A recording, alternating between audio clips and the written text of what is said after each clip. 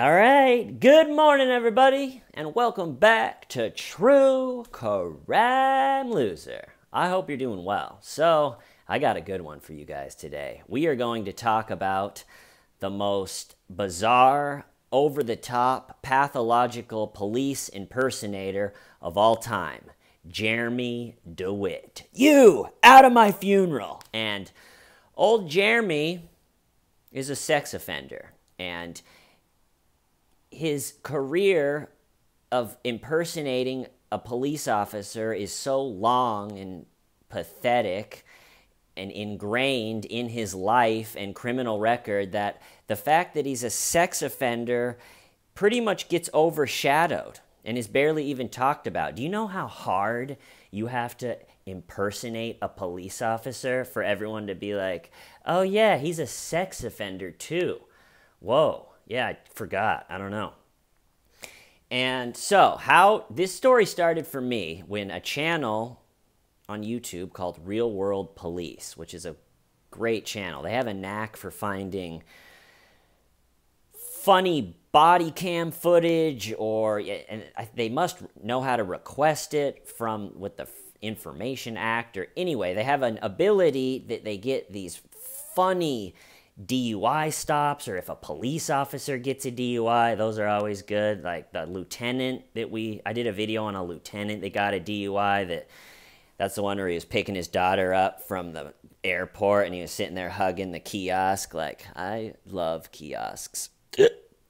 And when he was pulled over and smashed and he was like, come on, let's make a deal. And they were like, Lieutenant, you're completely smashed. You're on body cam. You're getting a DUI. And he wanted to go. He was like, let me go sleep in the bushes. And another great one that Real World Police has is this really annoying woman is getting a DUI, and she's just hammered. And the cop's like, what's your name? And her name's Claire. And she goes, it's Claire. CLAIRL.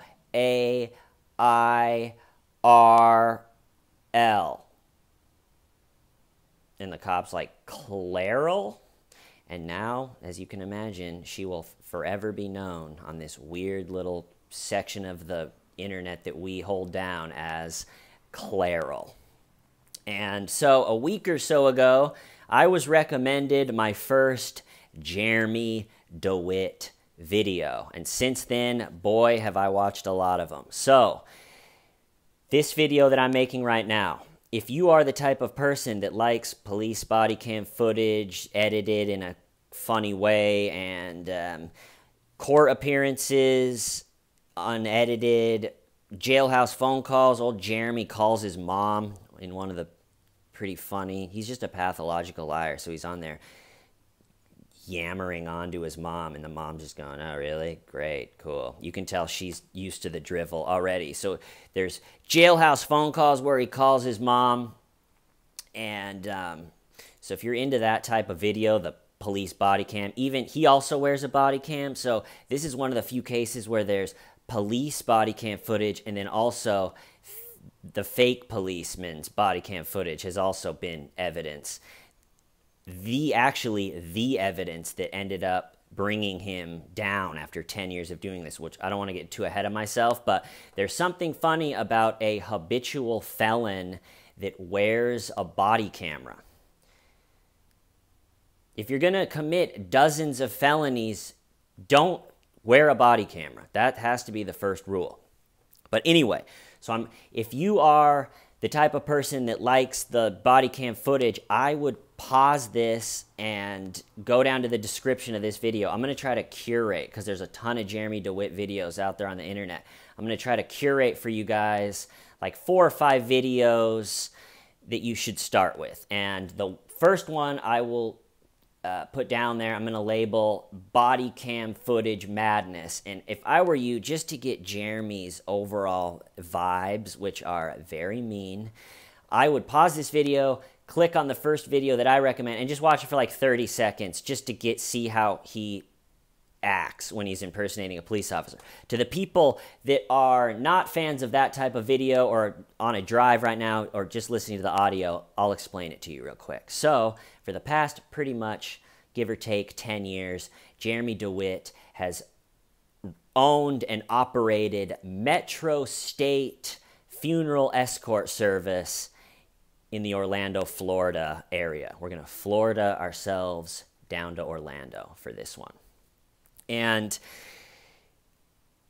just to give you the picture of what this has looked like for 10 years for the poor drivers of the Orlando area, I want you to picture that you're driving in your car. It's a beautiful Florida day, blue skies, green trees, open highways, flat, sunny Florida. And you're sitting there driving, probably got all the anxiety and worries that come with being an adult in your head. And then all of a sudden, in the distance behind you, you start to hear a really loud horn. And someone that's obviously a complete asshole laying on it. And then as the horn gets closer, not only is it a horn, but it's a siren. And over the horizon behind you in your rearview mirror, if you were unlucky enough for this to happen, is you see Jeremy Dewitte, an absolute madman on a motorcycle with purple and orange flashing lights. Very few people that are truthfully insane end up riding a vehicle that is perfect for them. But Jeremy riding a vehicle with just purple lights, woo, reality, is perfect. So he cruises up and he is escorting a funeral. He describes them as high-risk funerals. I think that's how we can up the ante and just be mean to everyone. But the first thing that you'll realize when you're watching his own body cam footage that he's recorded is how mean he is. Jeremy is a mean guy. He's mean to his employees. He'll scream at them on the radio like, "Who taught you to 50-50 an intersection?" So what they're doing is they're escorting a funeral from where the funeral ceremony was to either the cemetery or where everyone's going next. And it could be a little intense, but the intensity that Jeremy brings to these is just absurd. A president wouldn't have this much intensity and security as like the big motorcade move. So Jeremy yells at his employees over the radio. So he's on his bike, just, it's illegal to use a siren, but he uses it constantly, and he's screaming at his employees, "I need agents now!" He calls his employees and himself agents, and his business is state certified, so he calls himself and his employees state certified agents. They're just funeral escort people, but it sounds official, and anyway, we'll get to that. So Jeremy is out there flashing purple lights, totally insane, screaming at not only his employees and other drivers that aren't in the funeral procession, like, "You, out of my funeral! You, pull over!" So if you're sitting there in Florida going, "Oh man, I'm stressed of just life," and then all of a sudden this maniac with purple lights is right up on you wearing what looks exactly to be a police uniform. There's a badge, there's a utility belt that has a baton on it, a gun on it, a flashlight, mace, 2 handcuffs. Remember, he's just a funeral. He's just a funeral escort guy. He has handcuffs and gun, and so you're looking over in your car, and he's got all this gun, and he might even be there's hilarious footage where he's even banging on someone's hood. So maybe you're sitting there, and maybe you don't take being screamed at by a maniac in a cop outfit, and you're still sitting there being like, "Is this a cop?" There's a siren, and he's got lights flashing, and he's got a gun, or what looks to be a gun. But most people, it's like, I don't know, police have red and blue lights, and so a lot of people, I think, say, even though this little weird man is screaming at me to pull over, I just think that I'm just gonna keep going. And then Jeremy will be like, "Get the fuck over!" And he'll be screaming at a car over here. And when it's totally illegal to block intersections, but he does pretty much every intersection. And so he'll pull his bike, get off the bike, start doing like the official, like, you, there, go. And really, it just causes a total nightmare for everybody out on the road. And even for Jeremy, he's going to get himself killed. He'll go 100 miles an hour down a residential street with the siren blaring, with one hand trying to navigate everybody, bring everyone, and it's just a total insane event to witness. So how does this go on for 10 years? How do you even get a job? How do you even start a company which allows you to impersonate a police officer to this degree? And so we're going to go back. First, we are going to go back to his most recent court appearance, which was a month ago. And his court appearances are a whole other hilarious wormhole that you can go down. What his court appearances look like is, as you'll tell from his body cam footage, he cannot keep his mouth shut. No matter what. I almost feel bad for him, to the point where in the court, he'll be sitting there standing by his lawyer, and say the prosecution is talking or the judge is talking. He starts making these facial expressions like what, or huh, to the point where every one of them the judge has to say, Mr. Dewitte, if you can't behave and stop making facial expressions and stop interrupting, I'm going to have to throw you out. And then he'll be like, and his lawyer, like one of them, the prosecution was saying, I think he illegally recorded this phone call, and Jeremy was trying to make the hand, while she's making that argument, Jeremy's trying to make the argument that he didn't record the audio, it was recorded from his body cam. So while the prosecution is saying, his bail should be revoked, Jeremy's trying to like pantomime the body cam, like, and it's just totally outrageous. But this is, as of a month ago, this is what he was in court for. So you'll be able to see just how sad of a level this thing has gotten. So he was in court for failure to register as a sex offender. That's how hard he impersonates a police officer, that he's in court because of a failure to register as a sex offender, and we're not even going to talk about it. So, failure to register as a sex offender. He had currently 5 felonies in Orange County, violated parole on 4 of them. There's a federal conviction in 2003 for conspiracy to make false statements in an application for a passport, and he has 9 felony cases pending. He's also been caught a few times pretending to be a veteran. At one point, and you can listen to the call on YouTube, the law enforcement have a veteran call him and pretend that the veteran wants to set up wants to book Metro State, his company, for a funeral escort, and to catch him with the stolen valor after they do the details for the funeral escort, the veteran goes, "Yeah, so I heard you were in the military." And Jeremy's like, "Oh, yeah, yep." And the veteran goes, "Oh, yeah, me too.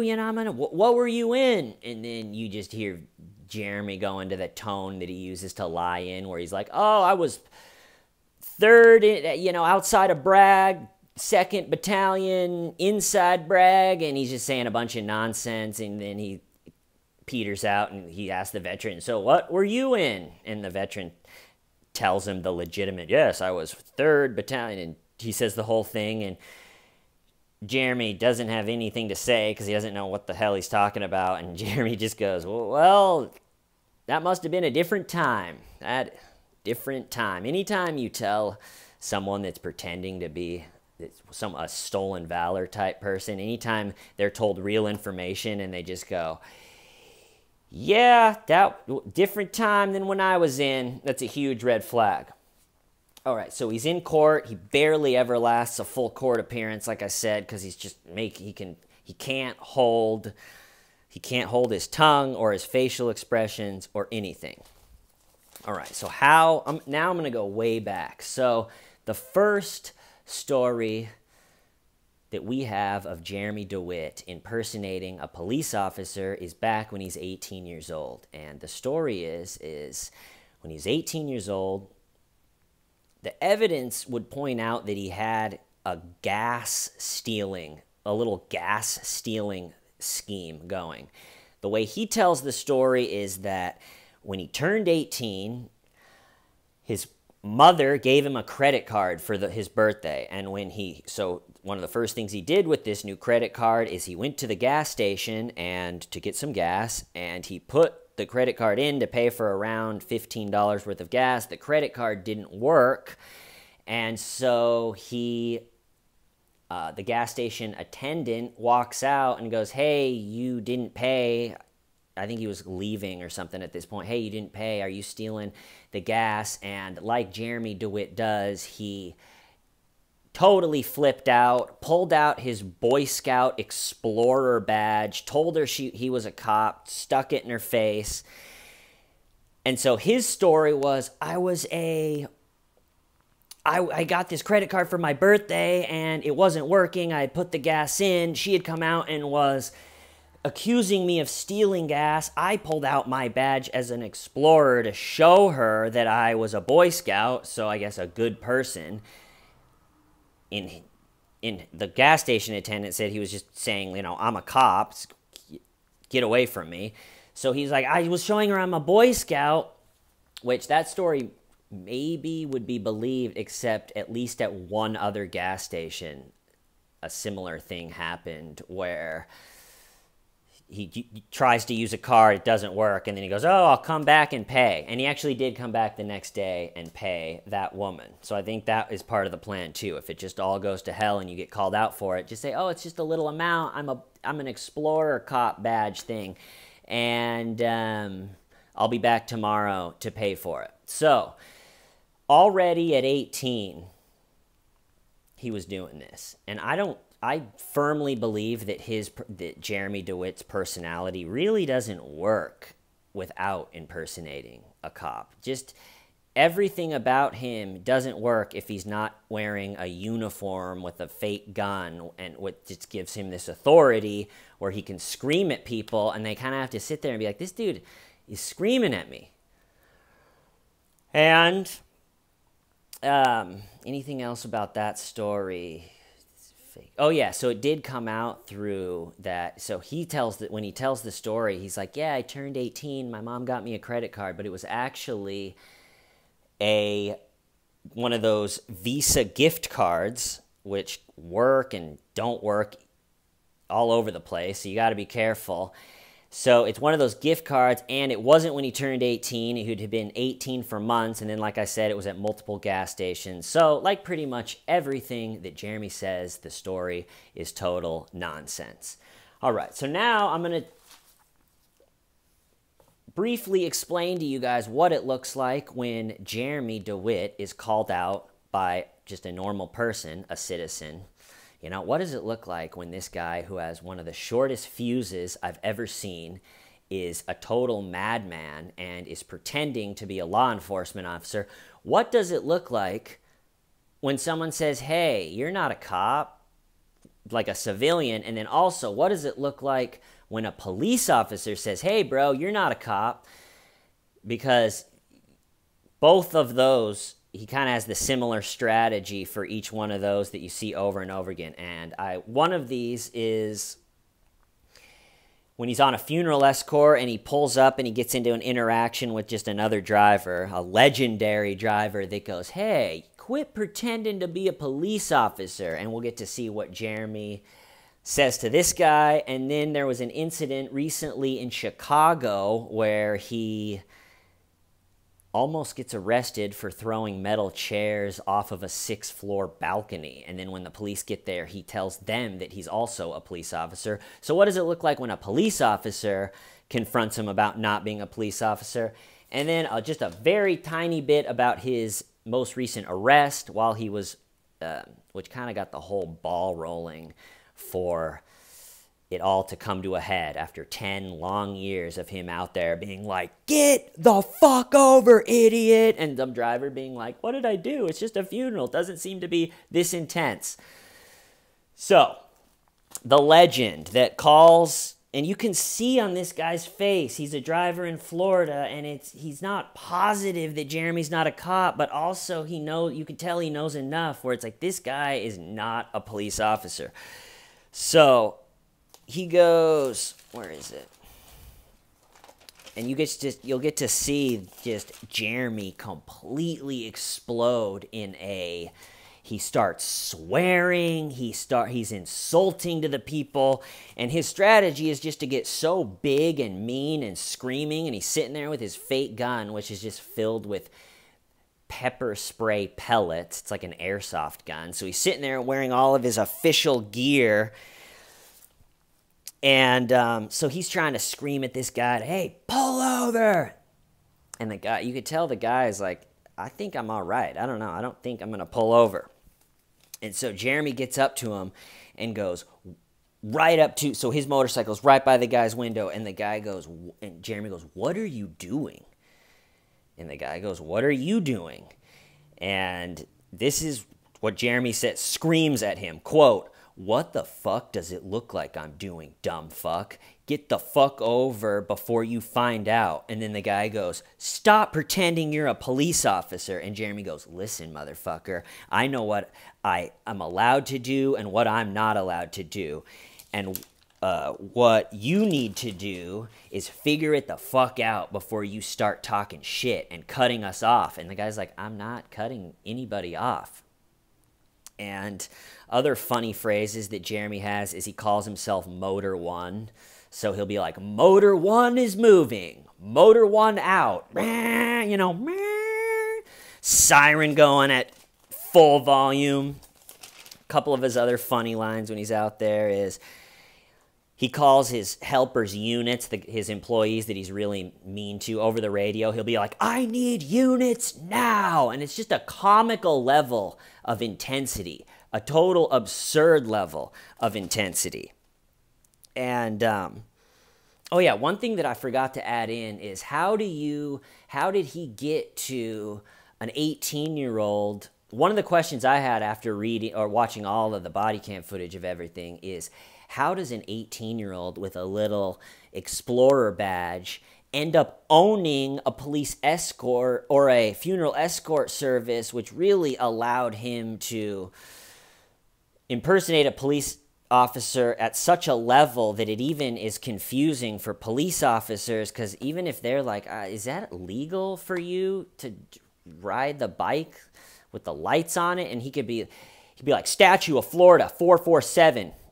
He pretends like he knows all the statues really well, but as the Real World Police YouTube channel points out hilariously, he's usually wrong with the numbers. So he'll be like, Statue 447 says that I am allowed to wear this type of shirt or whatever, and then they'll edit in like it's actually 448. So he is meticulously made sure, like, hey, we're allowed to do this. We're allowed to have purple lights, to the point where, all right, well, he's not, I guess, technically breaking the law.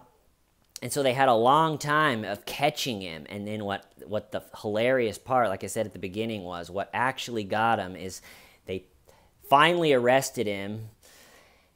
And I don't think they arrested him on his bike wasn't registered to him. So they're like, maybe his bike's stolen, which it wasn't going to stick because it wasn't stolen. And then they were saying that he was breaking a bunch of laws as far as he's not allowed to speed when he escorts the funeral. He's not allowed to use a siren. He's not allowed to cross the double yellow line, and he does all of them. He drives like an absolute maniac, but since they didn't really see him do all those, it was a slow process, and what finally ended up getting him was his own police body cam footage. They finally arrested him and then got a search warrant to look at the footage of the body cam he was wearing, and it was just filled with him doing every single thing that he said he never does, like driving like a maniac. Move! This is a police escort. You're not allowed to pull people over. Pull over now! And so that really got all the felonies going.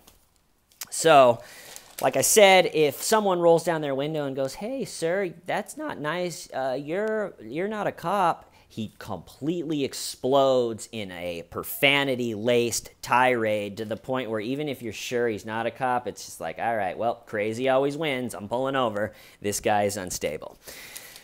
All right, and now about gonna end. I think I'm gonna probably end on this one, but one of my favorite Jeremy Dewitte stories, which the body cam footage I will post in the description as the Chicago incident, is, so Jeremy always complains that the Florida law enforcement around where he does his funeral escorts are against him because he goes that we take their jobs. I guess off-duty officers do the police escort sometimes. So in his head, he's kick-flipped it to where their law enforcement are after him in Florida because he takes their jobs, or that they're mad that he also has a motorcycle with lights on it or something. It's just all nonsense. But so he's convinced himself. But in this situation, him and his wife are in like vacation in Chicago, and he also gets arrested for a whole litany of things. Okay, so this story. Him and his wife are in Chicago, and they have rented an Airbnb, which later he always tries to sound so official, and so later he's trying to explain to the cops, trying to not be arrested. He's going to be like, we rented this place from official realtor company. It's completely, and the cop just goes, Airbnb? And Jeremy's like, yeah. Jeremy would never just say Airbnb because everything that he talks about has to be official and heightened. And does that make sense? Excuse me.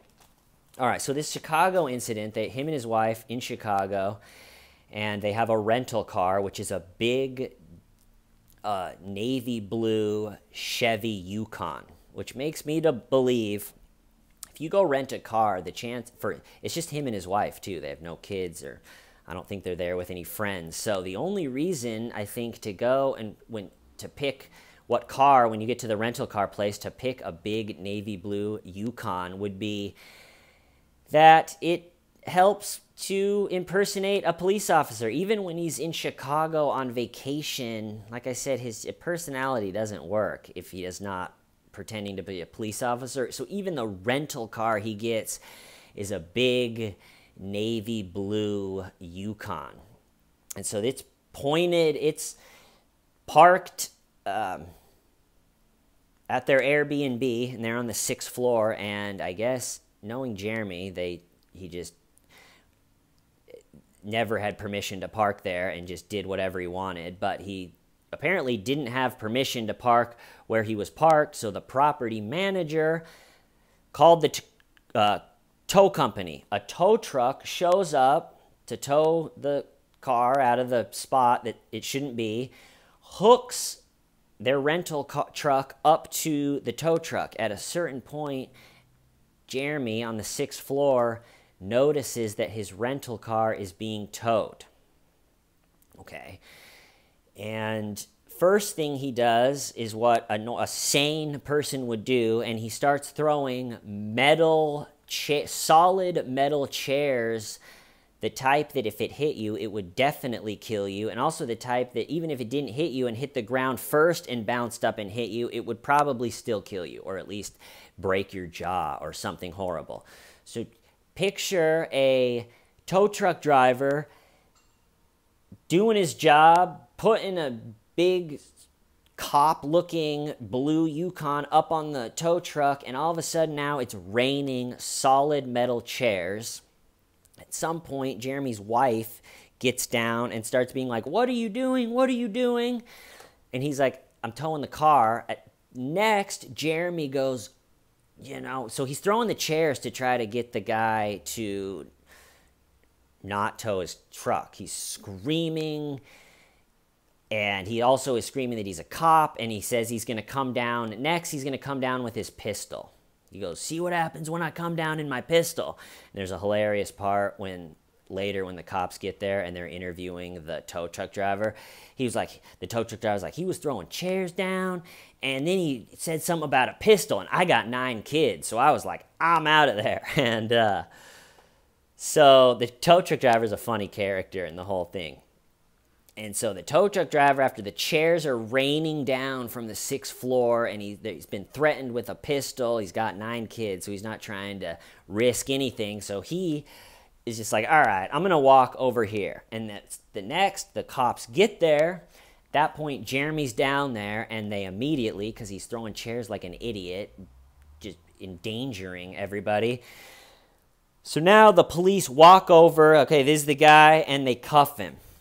As they're cuffing him, Jeremy goes, guys, he threatened me with a weapon. He threatened me with a weapon. And what that is he was saying that when his wife got down there, the tow truck driver pulled a screwdriver out, which it's backed up on camera that he didn't. Or he had like a screwdriver, but he's a tow truck driver doing something. And so it doesn't hold any water that he pulled out a screwdriver on Jeremy Dewitte's wife. So they're putting him up against the wall, and Jeremy just goes, where's my badge? Where's my badge? So these are Chicago police officers putting him in handcuffs, and you would think the last thing to do at that point would be to pretend that you're a police officer. It's a felony. But like I said, Jeremy can't help it. And so where's my badge? I'm a police officer. And so they cuff him up, and then they're talking to him, and Jeremy's screaming. He cannot not scream, so he's screaming. He pulled a weapon on me, and they're like, dude, calm down. And something you'll see is, as police officers that are dealing with Jeremy, before they don't know he's not a cop, there's always like, well, if he is a cop, why is he acting so stupid? Why is he screaming so much? And so they're trying to get to the bottom of it in this body cam footage, like, all right, well, you threw chairs off. That's totally insane. And he's saying, I'm allowed to park here. So they're like, all right, pull up the email or whatever that said you're allowed to park there. So they uncuff him. And he fails at doing that. There was no email or anything. So then they cuff him again. So now in this situation, he's been cuffed. He told them he's a cop and was screaming, where's my badge? They said, all right, well, if you have an email to park there, show it to us. He didn't, so now he's cuffed again. So now they bring him over and put him in a car. And the police officers are sitting there being like, well, this guy's a police officer, and he's from out of town, so let's just try to get through this as we'll see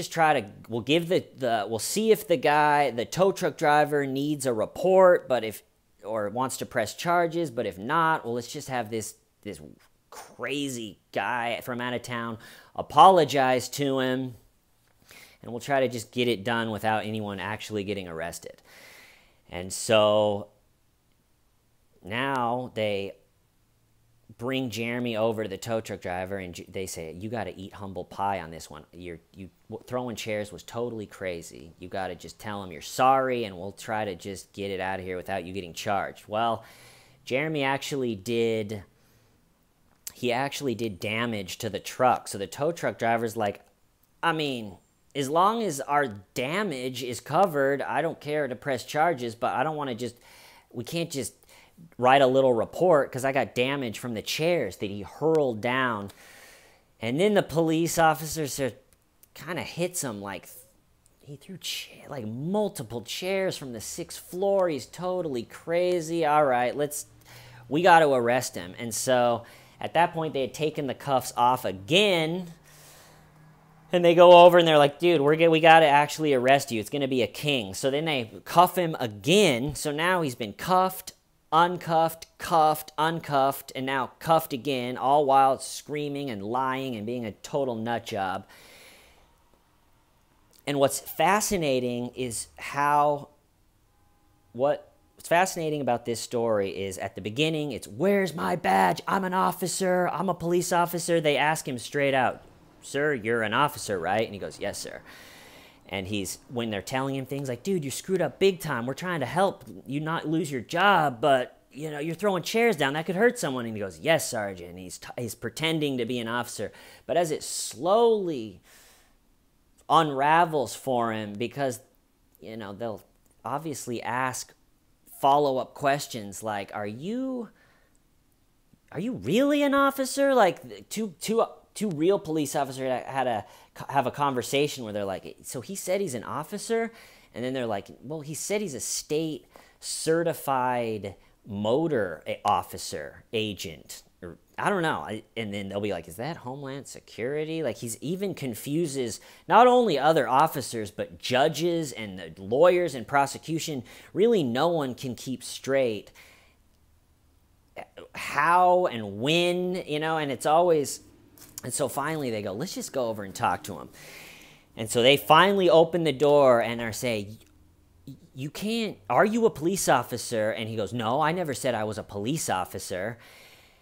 I said I was a state certified agent. And they're like, all right, what's that? And so finally, when in these situations, when he has no problem straight up just saying to a cop, which is crazy, I'm a police officer, hoping that they never just iron out all the details and figure it out. But once he is caught, this is the hilarious quotes. All right, so he's now back in cuffs in a police car in Chicago. They finally, through talking it out and scratching their heads and being like, what is a state certified agent? I don't know. Let's go talk to him.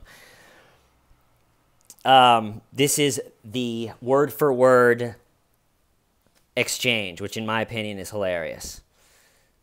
So they say, you're an officer, correct? And he goes, yes, sir.